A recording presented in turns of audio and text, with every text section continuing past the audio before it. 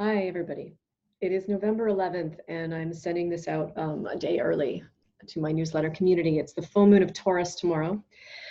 And okay, so I don't actually even know what I'm going to say to you today. I'm just going to riff a little bit and try to make this a really short discussion. Um, I want to first of all remark upon the fact that I believe it was October 31st on Halloween, we went into Mercury retrograde.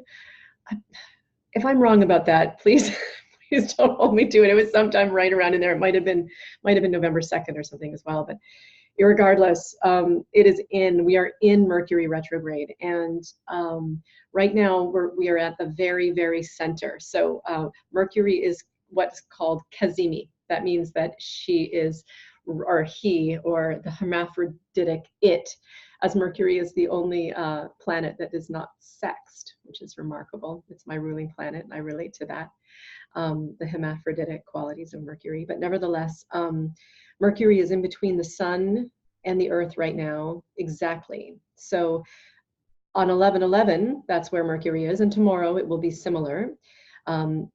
Mercury will be dancing with our full moon. Let's talk for a second about what Mercury retrograde is. Everybody's always going off about how everything goes wrong in Mercury retrograde, and maybe, I suppose, but I guess on a little bit more of an esoteric, psychological, spiritual level, what happens in Mercury retrograde is we're giving pause to our life path and to our direction, to our mental activity and acuity, and we're asked to go internal and to reevaluate and realign our structure, our mental constructs, our mind, our thought forms, our patterns of thinking, our patterns of cognition. We're asked to realign them and to reevaluate them and to see whether or not our thinking is serving us, and whether or not the ways we're creating life is serving us. So there's a law of the universe, which is that matter follows thought. Okay, so we create our lives based on our thinking. We can create anything, truly. And although I'm not one of these that believes in infinite potential, I actually believe that we have pattern, that we have form, and that being ourselves is all that matters, because when we are authentically ourselves, we create that which we really actually want versus what we think we want based on an aberrative structure inside our psyche, like an imprint or a wound or something like that. So I'm not really a big proponent of like all of these manifest your dreams sort of schemes. I'm a little bit more, okay, just get in alignment and get in alignment, get your thinking really clear and clean, get yourself really clear and clean, and you're going to know exactly what you want. You're going to know it in your gut. And a lot of that has to do with our full moon today. Actually, that is kind of what's happening. So as we entered into the Scorpio cycle, we knew we were coming into shadow season. That's what Scorpio is all about. But as Mercury retrograde hit us, that shadow became undeniable. Undeniable. This past weekend has been essentially one long work on the shadow. If you guys are anything like me and tracking this in the collective, you will have been faced with possibly a lot of stuff that you may have thought you were finished with, or a lot of inner workings, the way you think about things, the way you feel about things, the way you believe things should be or could be or would be, the way you think yourself to be, all of this stuff, like the way you think about your life and your choices, and just having to kind of reevaluate and slow down and take a look at kind of what is happening, and to embrace a lot of the darkness. Shadow work is so complicated. Hey, it's so hard because you can't get lost while you're in the swamp. You have to stay awake within the swamp, but yet you have to let yourself go in. Otherwise, you can't re-enliven and re-embody that which is simply looking for your love and attention. All of the patterns that we carry through, and I believe we carry through patterns from lifetimes, as well as genetic and lineage patterns, as well as this current life pattern. So we have 3 levels of patterning that we're dealing with. We have to go in and reclaim the space that those patterns are taking up. And if we don't do that, then we're living from places inside ourselves that are requiring attention. And we won't be able to move forward in our life until we give it the attention that it's asking for. It's like having a small child that just wants you to give it something. It wants food, or it wants shelter, or it wants love, or it wants attention.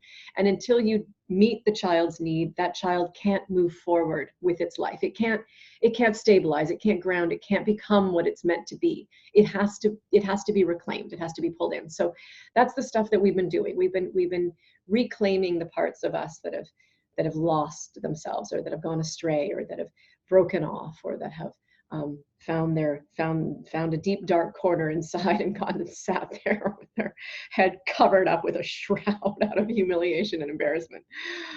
Oh, I love it. Scorpio.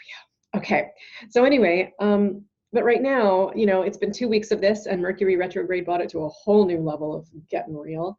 And now we're kind of coming to the center. So with Cazimi, with Mercury hanging out in between the sun and the earth, we are halfway through the Mercury retrograde cycle. It goes till November 21st. And while we're still in this slowing down for the next 10 days, we're still in this retroactive self-analytical container. It's going to be a little bit lighter. It's going to be a bit better. So now, like, we've really taken all the shit and thrown it into a big pot, and turned on the heat and stirred it up, and now it's just a whole bunch of goo, right? And now we get to kind of let it simmer, let all the detritus burn away, and what is left at the end is going to be what we have to work with. And I find the Taurus energy as a stabilization, an anchor point within the cycle. Like the full moon energy tomorrow is very grounded and very earthy. It's very stable and strong. It's what it's saying to me is find out what is inside of you. What do you got? What do you got? What do you got? What's in there? How can you tap into it? What's your power? What is your constancy? What is the part of you that never changes, despite all the work you do, despite the things you experience? What is that constant drumbeat of self that never ends, that never goes away, and that is completely secure and safe and sound? That is the Taurian quality at its purest, right? It's that sense of inner value. And at its core, it's very still, actually. There's no movement in Taurus. It's simple, it's slow, it's sensual, it's embodied, it's deep and dark and constant, right? It has that repetitive constancy. It doesn't go away. While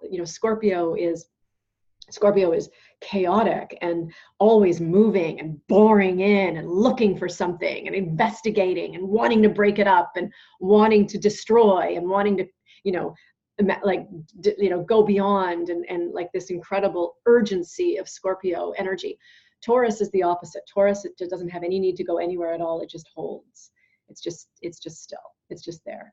And so at the full moon, I think what I am going to be practicing, and always these things come in for me on the very day of, and I get deeper and deeper nuanced understandings of what they're supposed to be. But what I'm seeing with it right now, and what makes sense to me when I look at the astrological chart for tomorrow, is that it's a time to kind of recapitulate, what is underneath all this shit that you've been going through? What is the reason why you're doing this work, this shadow work? What are the reasons? What is the core value that you're going to be that you want to hold, that you want to tether into and contract around, that core central sense of self, that groundedness? Because from that place, we are going to create whatever it is we want to have in our life. But if you can't touch ground, if you can't touch center, if you can't touch your own physicality, your own instinctual sort of desire nature, your own personal sense of strength and courage, if you can't touch into that within you, you're kind of shooting bullets all over the place. What are you creating from, right? It might, you take a chance, essentially. So the deeper and deeper and stronger and more grounded we can be tomorrow, to really celebrate at a full moon, we celebrate, we let go, we say gratitude, we give gratitude to the completion of a cycle that we've been in, and before we can re-empty and go to the next new moon. So at this point, we're like, thank you for all of the blessings. Thank you for all of the hard work that I've done in the last 2 weeks. Now I am grounding and tethering in. I am holding form. I'm holding center.